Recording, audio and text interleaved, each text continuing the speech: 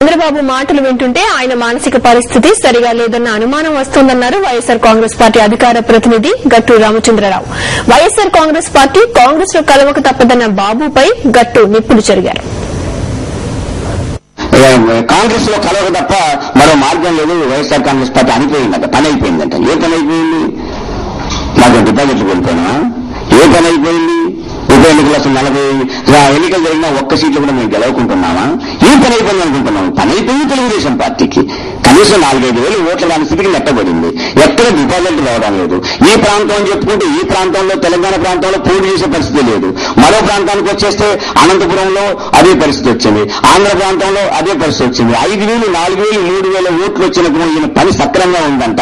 YSR Congress party గెలిచింది కాబట్టి మొత్తం భారతదేశ చరిత్రలోనే 5,45,000 మెజార్టీతో గెలిచిన పార్లమెంట్ సీట్ ఉంది కాబట్టి దాని పని అయిపోయినట్టు. అంటే ప్రజాభిమానం పొందితే పని అయిపోయినట్ల, ప్రజాభిమానం కోల్పోతున్నాం పని కల్లేడు అన్నట్ట.